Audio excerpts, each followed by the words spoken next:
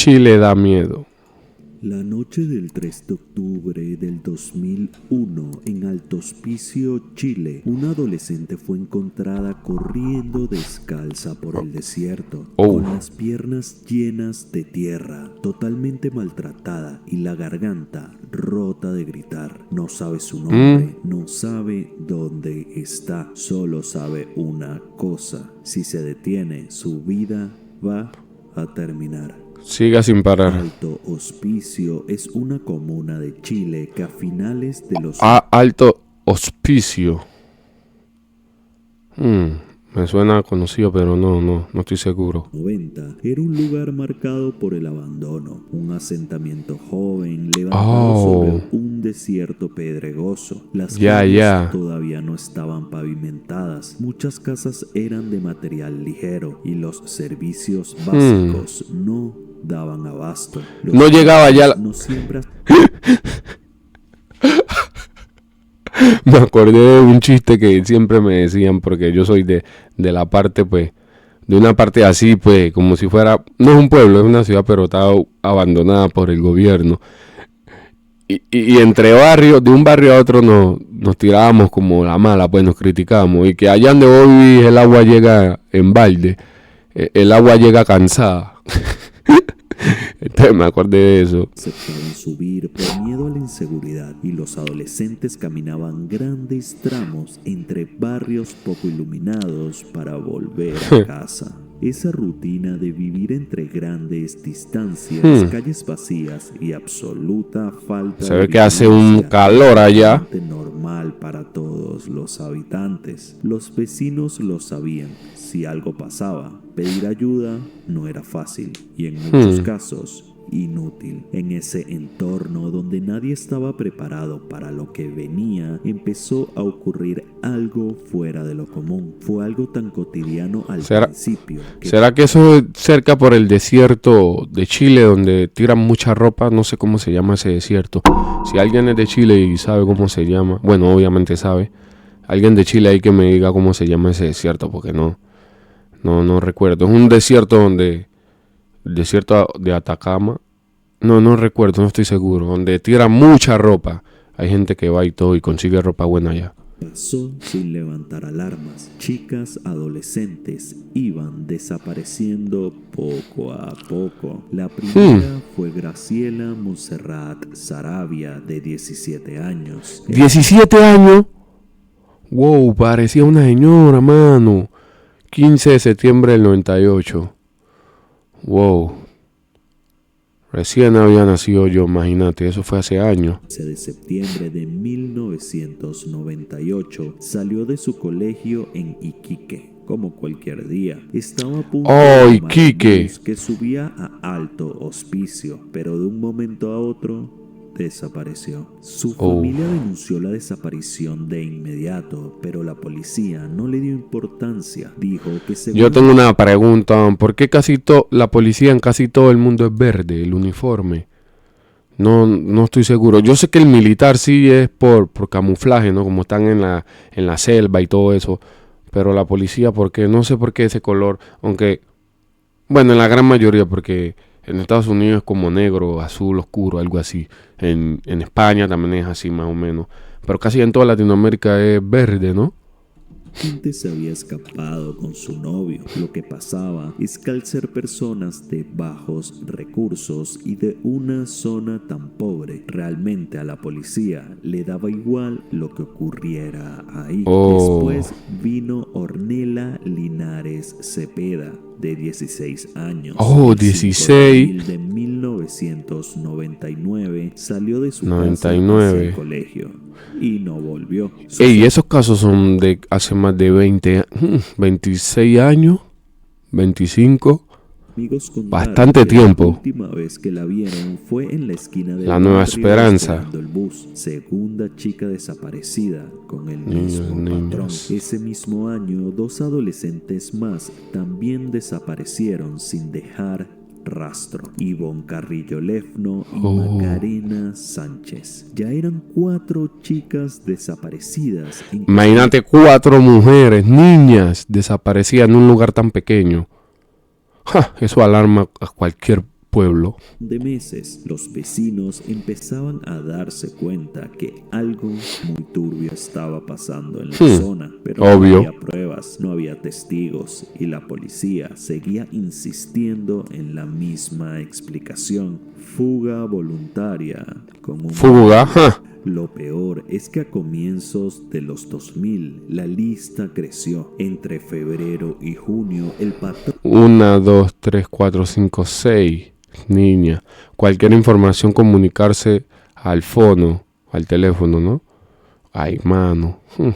empezó a ser imposible de ignorar. Desaparecieron Sara Gómez, Angélica Lai, Catherine Arce y 3 adolescentes más. 15 años. De 7 chicas desaparecidas. ¿Y todas menores de edad? No. ¿Usted cree que en un lugar, sea un pueblo, una ciudad grande, lo que sea, desaparecen tantas personas y todas son mujeres y niñas menores de edad?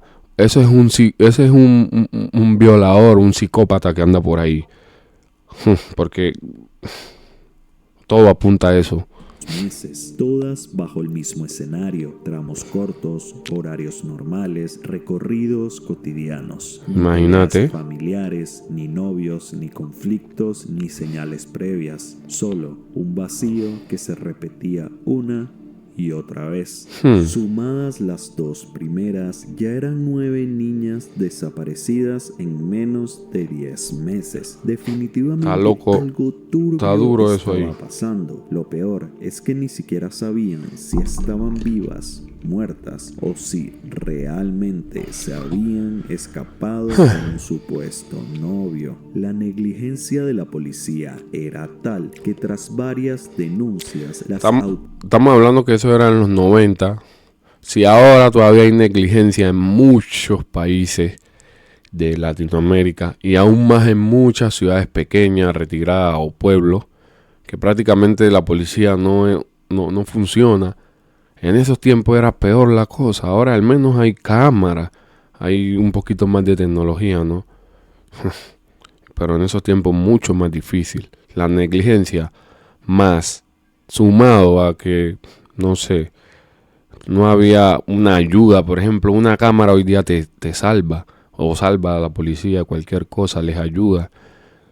El que cometió el crimen por ahí aparece en una cámara y ya lo atrapan, pero en esos tiempos ni cámara, mano. Autoridades llegaron a la conclusión que las niñas se habían escapado no solo para irse con un novio. La más fácil, se lavaron las manos. Por la mala condición de vida que había en Alto Hospicio. Y sí, eso mismo le decían a los padres desesperados. ¿Qué tan poco empático tienes que ser como policía para decirle a unos padres desesperados que su hija no ha vuelto a casa porque se está prostituyendo sin ni siquiera tener una prueba de Imagínate, sin prueba. Vuelco el 2 de junio del año 2000. ¡Qué locura! Desapareció Viviana Garay, de 16 años. Bro, pero eso ocurrió desde el 98 al 2000, ya van 2 años. Su padre, Orlando Garay, ya sabía que varias chicas habían desaparecido antes que ella y tenía claro que no iba a dejar la vida de su hija en manos de una... Siempre hay alguien que rompe el patrón. Iba a insinuar que seguramente andaba prostituyéndose. Decidido a no repetir la misma historia, Orlando reunió los folletos de todas las jóvenes desaparecidas. Empezó a visitar una por una las casas donde vivían. Habló con sus todas eran niñas, ve. lo que les había pasado y 16 años.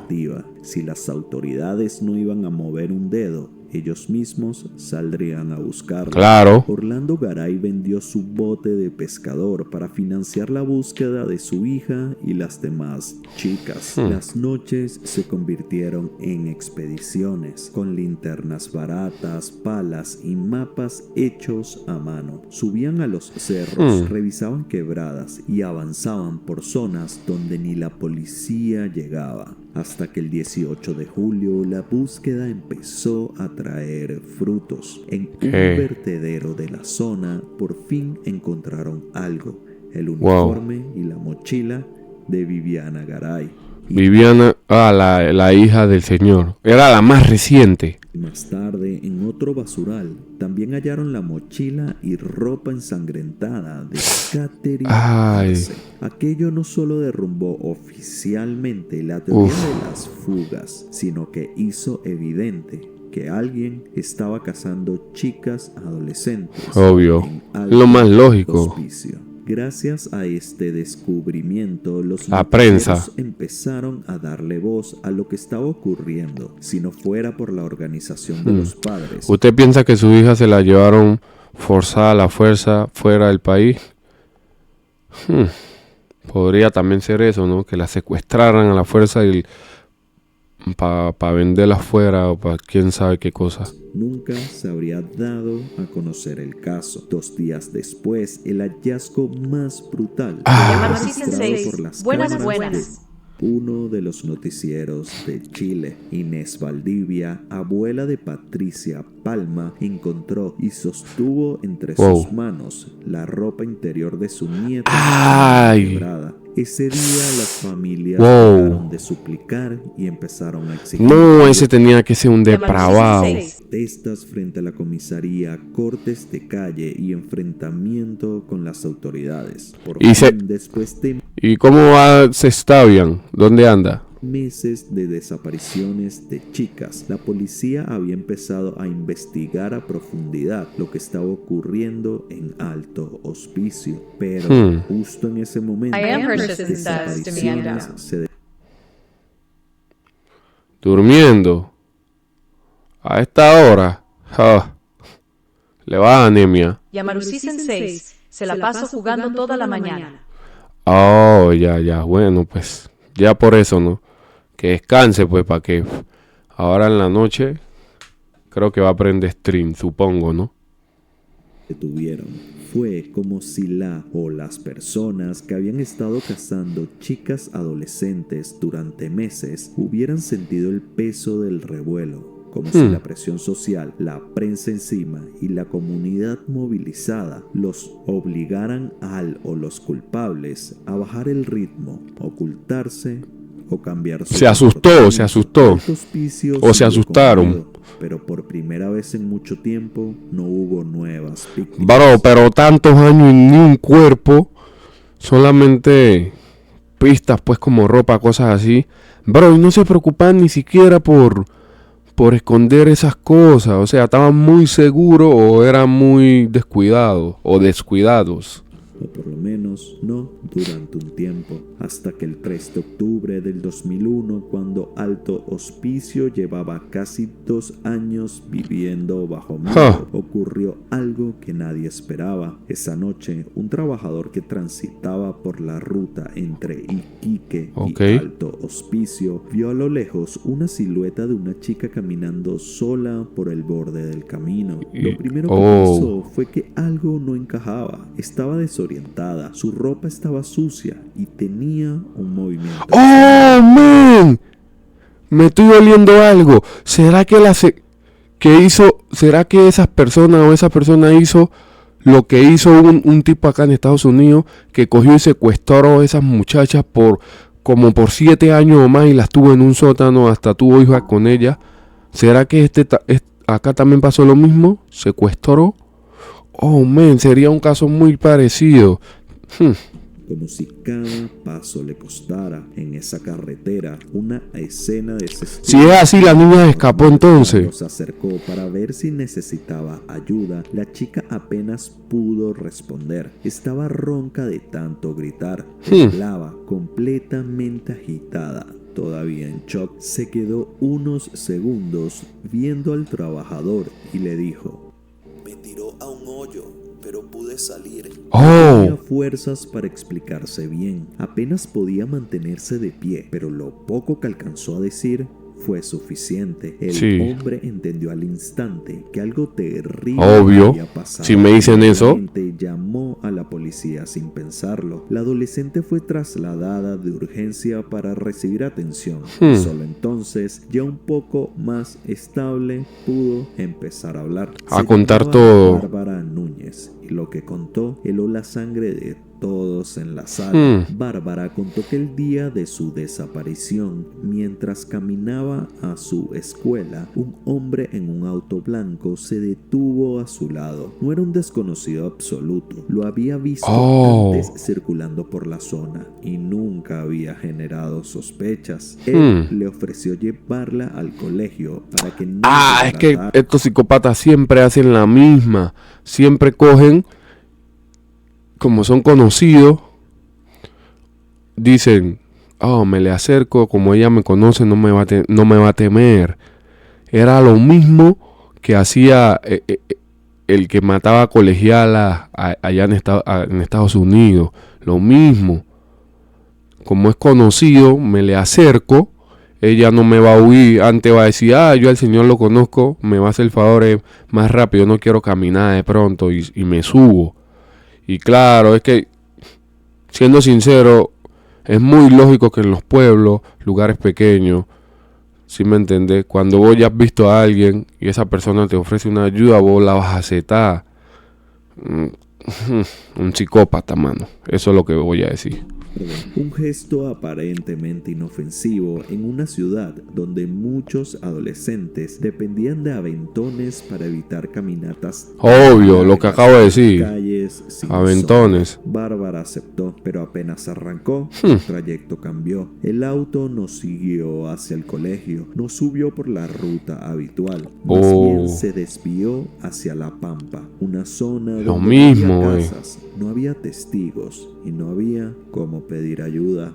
Obviamente en ese momento la chica se asustó, le empezó a preguntar que por qué se había desviado, que su escuela no estaba por ahí. El hombre simplemente sonreía mientras buscaba acariciarle la pierna a la niña con su mano derecha. Le decía que se tranquilizara, que la iba a pasar muy bien. Pero lo peor es que cuando un tipo de eso hace eso una vez, porque a veces como que reprimen esos sentimientos y una vez que los sueltan y hacen una maldad esa la primera vez y ven que todo les sale bien, mano, lo siguen y lo siguen haciendo hasta que no los atrapan o los meten presos, los asesinan, no van a parar nunca. Esa es que es la cosa. Pero obviamente el único que iba a disfrutar lo que estaba a punto de ocurrir era el enfermo que conducía el auto blanco. El hombre la llevó a veces son hasta vecinos, vale. Uno de los tantos agujeros profundos dispersos en el desierto. Le pidió que se bajara del auto, la agarró por la mano y la guió unos metros hacia el sur. Se detuvo y sin mediar palabras empezó a golpearla salvajemente. Una y otra vez sin piedad. El enfermo lo estaba disfrutando y mientras lo hacía, le iba arrancando la ropa. Una pobre niña de 13 años, imagínate, siendo atacada por un hombre de la forma más brutal posible. Cuando logró arrancarle cada pieza de ropa como si fuera un animal con rabia, empezó a abusar de ella sin parar, múltiples veces, y la pobre niña, sin poder hacer absolutamente nada, fue maltratada, y abusada sin que nadie la pudiera hasta proteger. La cabeza me empezó a doler acá atrás. Uy, no. Después de eso, como si no fuera suficiente, amenazándola con un cuchillo, le ató las manos y los pies, la puso al borde de un barranco minero. ¡Qué trauma! Que tan él feo. Había sido el culpable de todas las desapariciones de las demás chicas. La pobre Bárbara no paraba de llorar, le suplicaba que no le quitara la vida, que ella no iba a decir nada. La inocencia de la pobre chica era tal que hasta le dijo que si la dejaba con vida, ella le regalaría el sándwich que tenía en su mochila. Es que era realmente una niña sin malicia. Imagínate. No sé cómo alguien puede hacerle daño a un ser tan inocente, pero eso al tipo no le importaba. Matarla era parte de su ritual de placer macabro. Así, después de confesarle, bro, qué enfermo. La golpeó nuevamente y la empujó al barranco 200 metros para abajo, arrojando. ¡Wow! Bro, para el ser humano no hay nada imposible. Y esa niña se salió de allá atada Ay, viejo, para el ser humano no hay nada imposible en esta vida.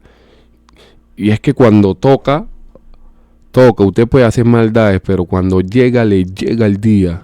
Desde la distancia varias rocas en la cabeza de la niña por pura diversión. El tipo era un sádico pervertido. Todo lo que estaba haciendo lo disfrutaba, sin importarle que sus víctimas eran apenas unas pequeñas. Bro, pero ¿por qué a niñas? ¿Por qué? Bueno, iba a decir por qué no a gente adulta, que está mal también, pero ¿por qué a niñas? Que siente el poder de que no se pueden defender, ¿no?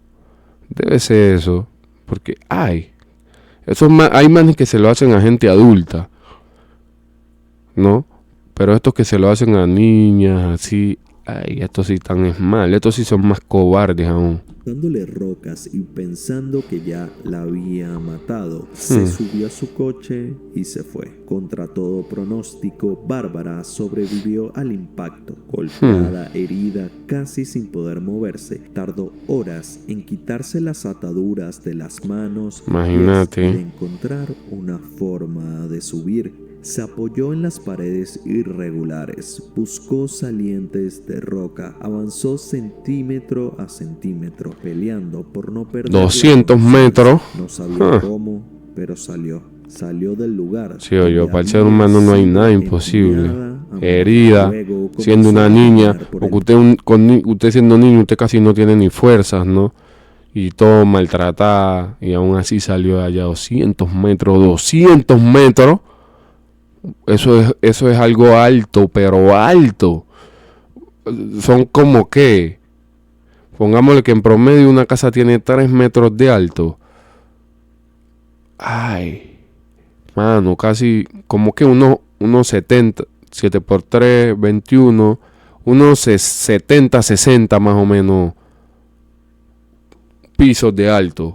Eso está altísimo, mano. Desierto, sin rumbo claro, deshidratada, pero con la única intención de llegar a algún sitio donde hubiera gente. Y después de caminar por horas, fue cuando el trabajador la vio y decidió ayudarla. Ese encuentro accidental rompió un muro que llevaba Rompió el patrón.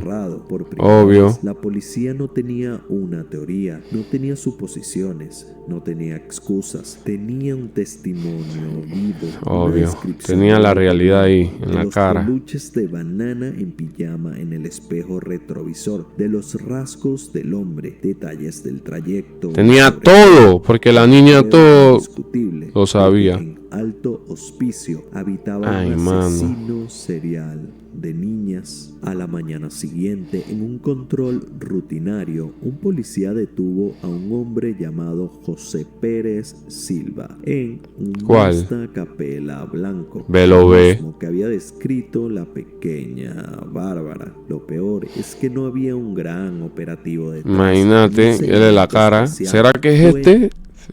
¿Será que? Porque si es este, tiene una cara, manito, como esa cara de esos psicópatas en Estados Unidos.